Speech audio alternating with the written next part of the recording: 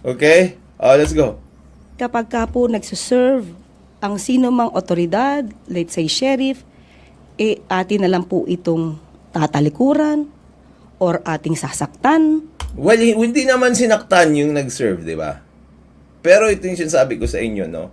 This is what I don't like about Attorney Claire here. Sobra siguro ang sama ng loob niya sa mga Duterte na kahit dito sa PCO and even if it is not relevant, tandaan nyo, yung nanakit ng sheriff ay hindi si Rodrigo Duterte, kundi si Sara Duterte.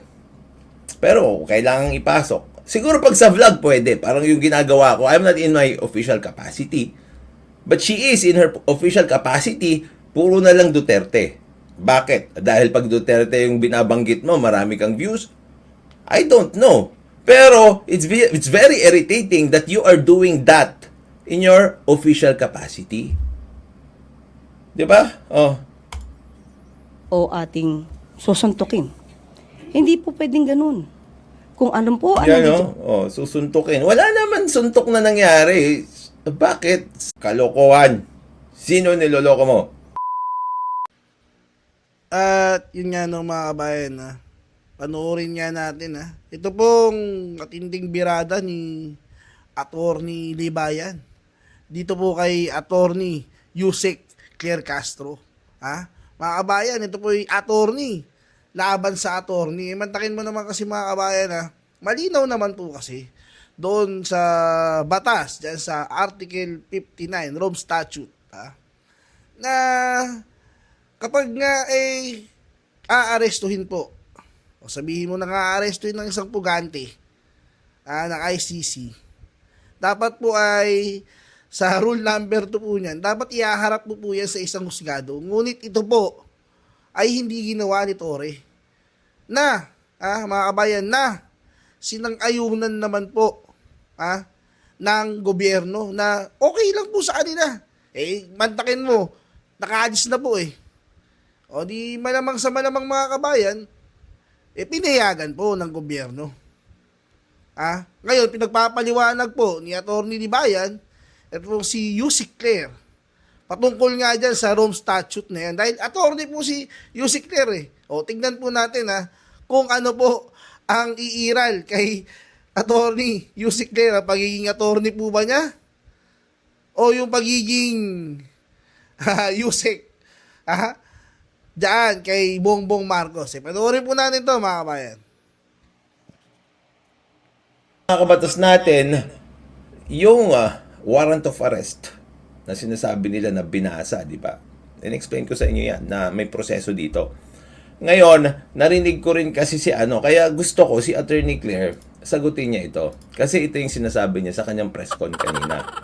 Okay? O kailangan ng apostille, di ba? Yun yung mga sinasabi ko sa inyo noon para magkaroon ng authentication ng mga documents. Pero, mga kabatas natin, ayon sa Rome Statute, okay, meron ding katulad nung recognition o judicial recognition dito sa Pilipinas na nilalahad para sa kaso na nakalagak sa International Criminal Court. At ipapakita ko sa inyo yan mamaya, i-explain ko ng maayos in relation rin doon sa pinaliwanag ko kahapon na sana matandaan nyo. Okay? Ito kasi. Yung pinakasimple. Yun ang pinakasimple para sa taong bayan. Ba? Pagkuha ng sapilitan. Well, I guess I have to stick with the word kidnapping. Ano-ano po ba yung elements ng kidnapping? Ba? Pagkuha ng sapilitan? No. Well, kapag naman, ito rin yung in-explain ko sa inyo, no? Kasi they're playing with words. Pagkuha ng sapilitan. Hindi ba sapilitan yung pagkuha mo ng isang tao din kahit may warrant of arrest? Di ba? Kasi nga, sino ba ang gustong maaresto? Si Duterte, sinabi niya rin, di ba, na I'm here, not voluntarily. It's not my own volition, sabi niya. Ito rin yung pinapaliwanag ko kasi kanina na hindi naman kailangan na parang may physical na na resistance. Okay? It's not voluntary if you are arrested with a warrant of arrest. Involuntary pa rin yun, pero legal. Huwag niyong iniistorbo yung utak ng tao doon sa mga ganong klaseng paliwanag. Ba? Ano po sabi ni Atty. Libayan, mga kabayan? Ha? Huwag daw pong iniistorbo yung utak ng taong bayan. Ibig sabihin, huwag nyo nililito. Hindi palibhasa ibang attorney po kayo, kaya nyo pong lituhin yung taong bayan. Ayon na nga kay Atty. Libayan, you're playing with your words, madam. Palibhasa po, alam nyo po yung batas, pinapaikot-ikot nyo po yung mga, yung mga nandiyan sa, press. Again, at according to Atty. Libayan, diba, madam? Huwag po kayo magtatampo pag sinisita po kayo, ha? Okay. Atty. Libayan, sunod. Tuloy mo, attorney. Basta deprivation of freedom, correct.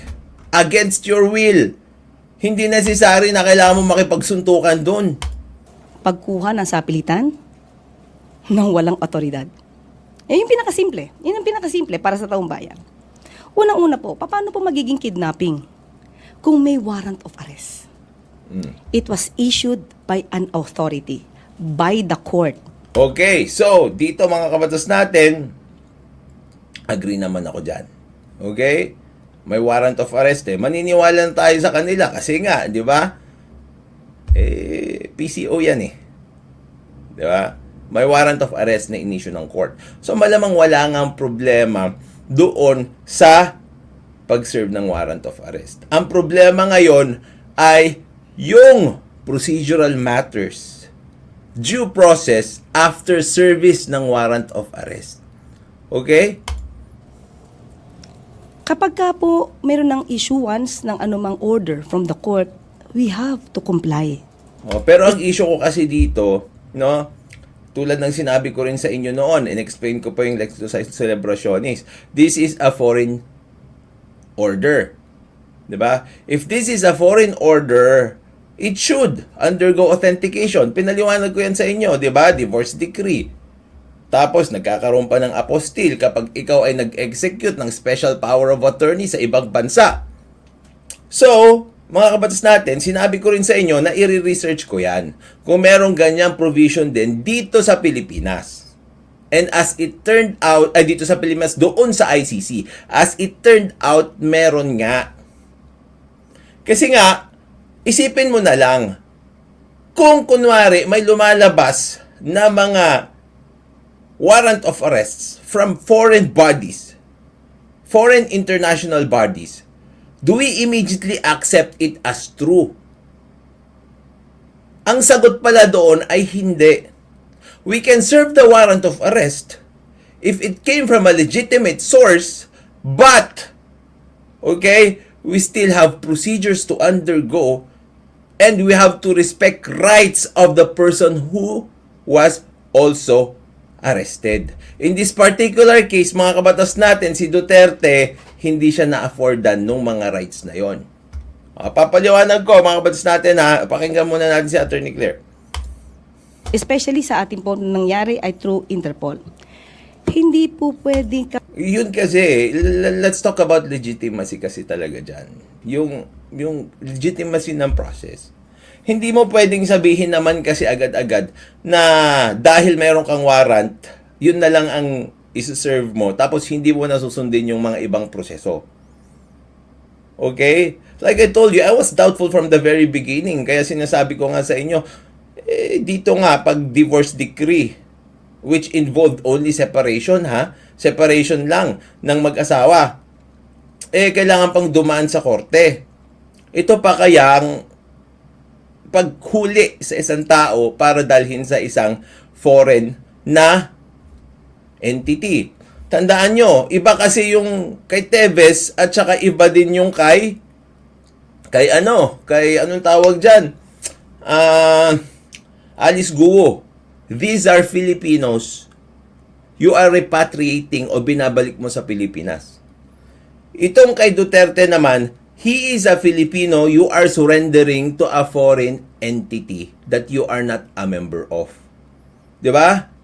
Doon pa lang, mga kabatas natin, the Republic of the Philippines should have exercised the necessary prudence to ensure na yung kanyang tao ay hindi mapapahamak sa ibang bansa. Unfortunately here, and if the Rome Statute is correct, okay, hindi nasunod ang due process. Okay? Let's go. Kapag ka po nagsuserve ang sino mang otoridad, let's say sheriff, atin na lang po itong tatalikuran or ating sasaktan. Well, hindi naman sinaktan yung nag-serve, di ba? Pero ito yung sinasabi ko sa inyo, no? This is what I don't like about Attorney Claire here. Sobra siguro ang sama ng loob niya sa mga Duterte na kahit dito sa PCO and even if it is not relevant, tandaan nyo, yung nanakit ng sheriff ay hindi si Rodrigo Duterte, kundi si Sara Duterte. Pero kailangang ipasok. Siguro pag sa vlog pwede, parang yung ginagawa ko, I'm not in my official capacity. But she is in her official capacity, puro na lang Duterte. Bakit? Dahil pag Duterte yung binabanggit mo, marami kang views? I don't know. Pero it's very irritating that you are doing that in your official capacity. 'Di ba? O ating susuntukin. Hindi po pwedeng ganun. Kung ano po, Yan, susuntukin. Wala naman suntok na nangyari. Bakit? Legit naman, Attorney Claire. Wala naman po. Sinerve nga po ni Torre yung ano eh. Ha? Sinerve po ni Torre yung warrant. Sinuntok po ba sila? Attorney Claire? Sinuntok po ba? Sinuntok po ba ni Duterte? Sinaktan po ba ni Duterte? O nung kahit sino man po sa kasama ni President Duterte? Si Torre? Sinaktan po ba? Sinuntok po ba? Ba't ganyan po yung mukhang bibig po ninyo?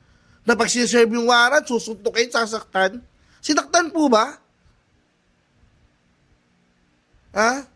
Ayun po itanong ni Attorney Libayan. Bakit nga naman po? Di ba? Wala naman po kasi sinasabi dun si Madam na, di ba? Maling-mali po, Madam eh. Maling-mali po. Wala naman po sinuntok si Pangulong Duterte nung sinerban po siya ng warrant. Ba't kailangan nyo pong isama? Di ba?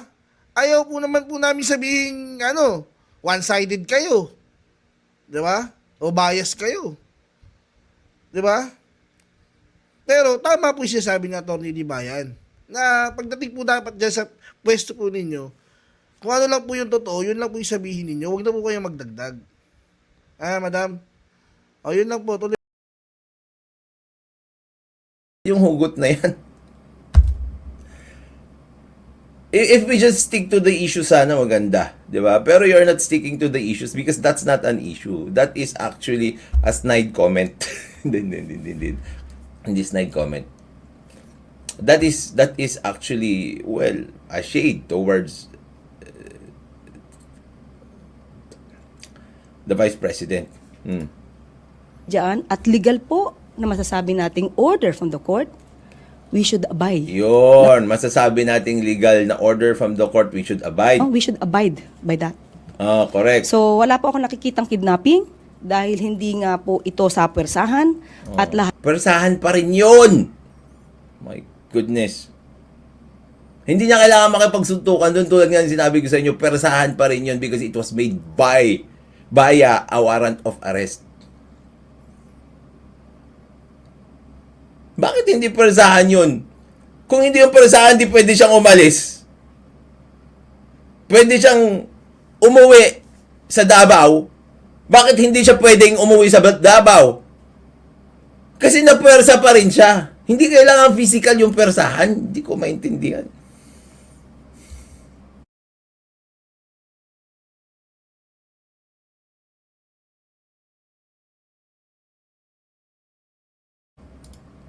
Lahat po ng elemento na dapat pong gamitin para maging masabing valid yung warrant of arrest. Okay, meron yung Article 59 kasi ng Rome Statute. Ito yung sinasabi ko sa inyo na counterpart dito sa Pilipinas ng judicial recognition. Nakalagay din pala sa Rome Statute yon. I told you yesterday I will research about that. Kasi sinabi ko, di ba? Kahapon kasi mga kabatas natin, inamin ko naman sa inyo, hindi naman ako biyasa dyan sa Rome Statute. Kaya ang ginagawa ko, ina-apply ko yung knowledge ko dito sa batas natin, dito sa Pilipinas, dyan. O ngayon, nakita ko yung counterpart ng judicial recognition dito sa Pilipinas.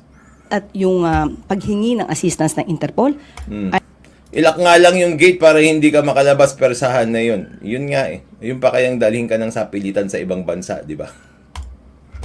Do you think Duterte would go there voluntarily? Of course! No! Tapos sasabihin mo, hindi persahan.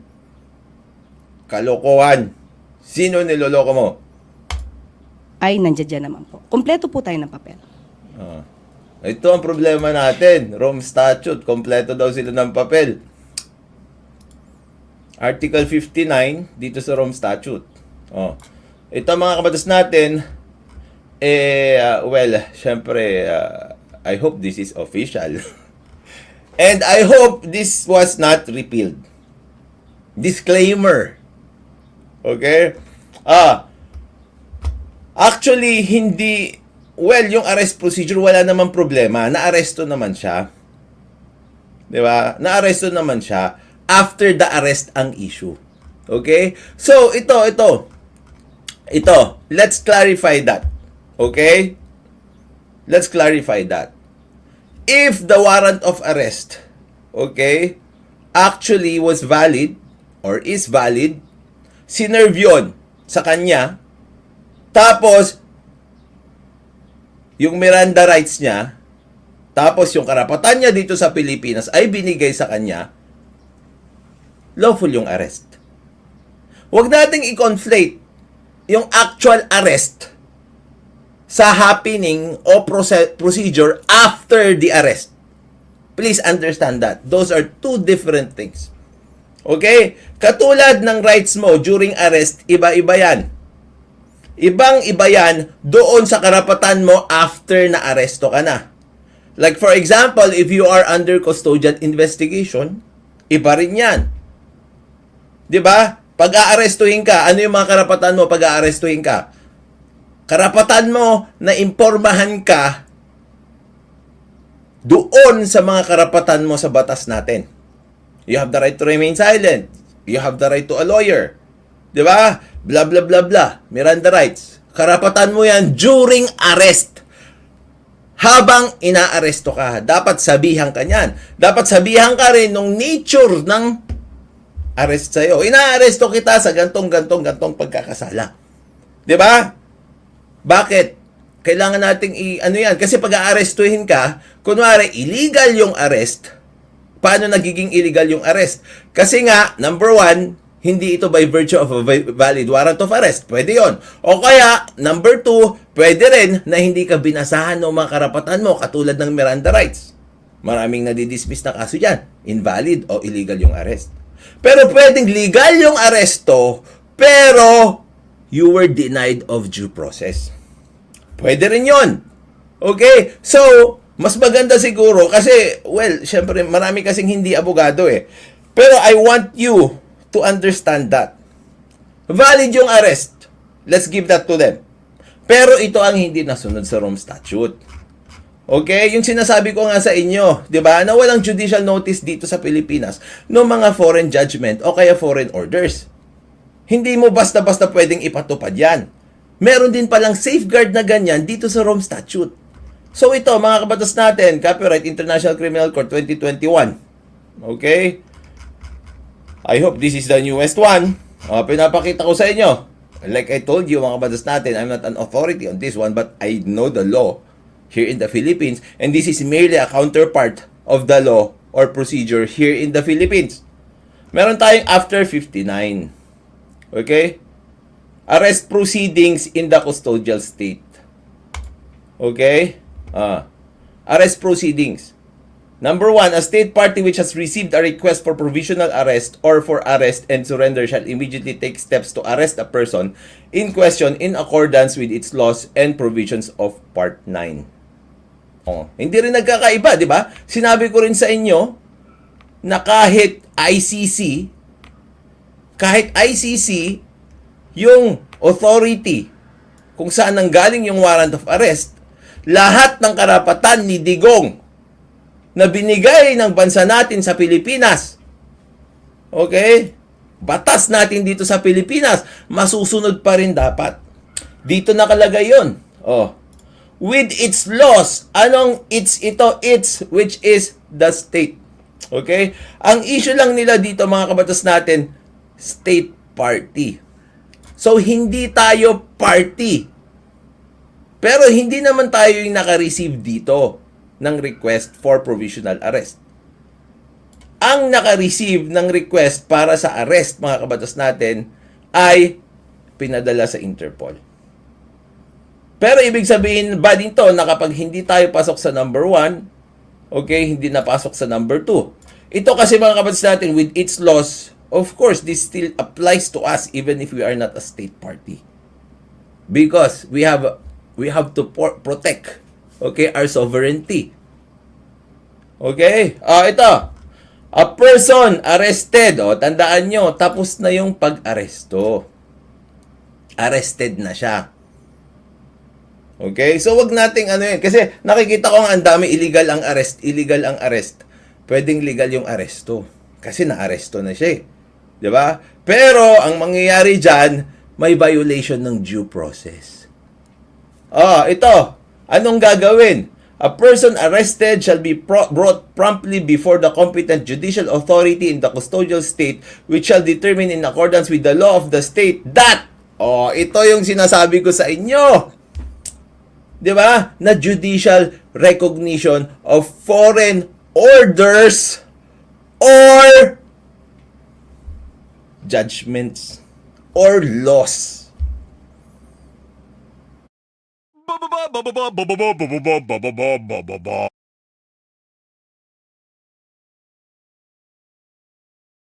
Di ba? Hindi ko lang alam at that very moment na specifically meron din ito. Pero sinabi ko sa inyo na walang automatic na judicial recognition ng foreign judgments, foreign orders, o foreign decrees, foreign laws. Kailangan dumaan sa korte yan. I told you that yesterday. Pero sinabi ko sa inyo, I will research on that and this is the answer. Hindi pwede kasi, no? Tignan nyo dito. In accordance with the law of that state. In-explain ko sa inyo kahapon kung paano rin na-recognize ang divorce decree, right? Ganon din ang gagawin dito.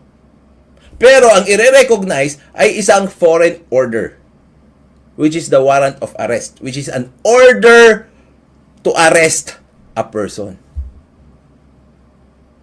Gets nyo? So ito, gusto kong sagutin ni Attorney Claire kasi sinabi niya nga na wala naman daw na labag. Diretso naman daw lahat. 'Di ba? Ginawa daw lahat nila ng precautions. I'm not an expert on this one, but well, I've filed many cases of recognition of foreign divorce decrees and orders.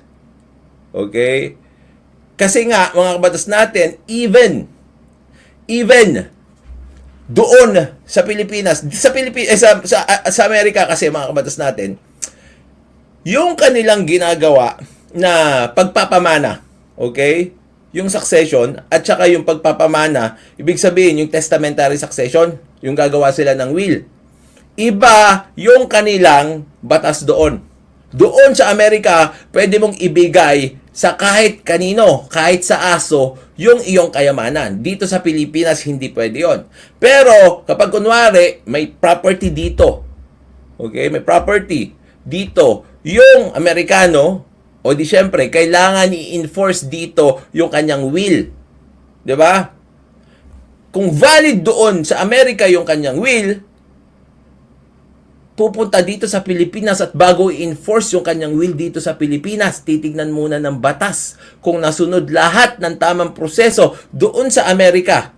At kung sumunod sa American law yun, dahil kapag persons and family relations, it is the nationality of the person. So, yung Amerikano, mga kabatas natin, tapos, gumawa siya ng will, foreign document yung will, kasi ginawa in relation to the laws of America, pag i-execute mo dito sa Pilipinas, like for example, may property siya dito, kailangan mo pumunta sa korte para ipakita yung validity ng will na yon.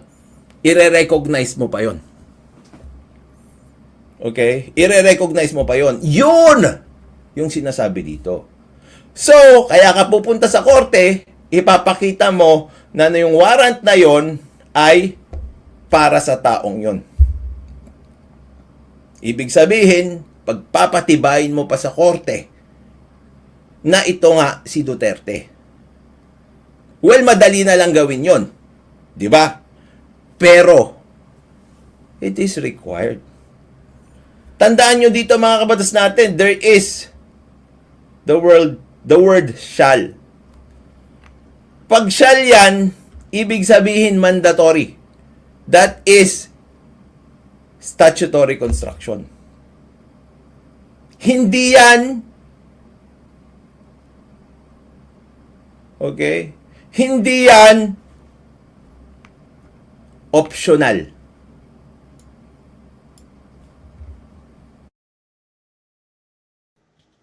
O yun na nga, Attorney Claire, ha?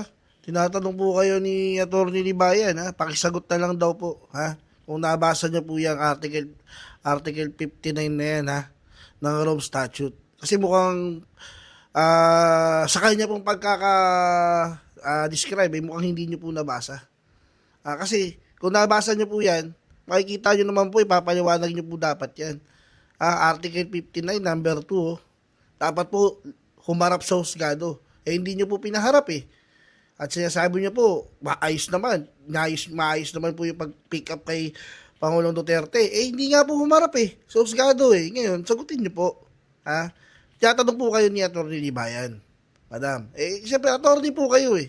Gamitin nyo po yung pagka-attorney nyo. Huwag po yung pagiging yusek.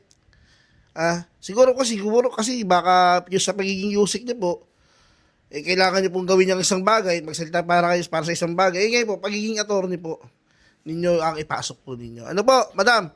At hanggang dyan, no, mga kabayan, at magkita-kita po tayo sa mga susunod po nating video. Hanggang sa muli, paalam.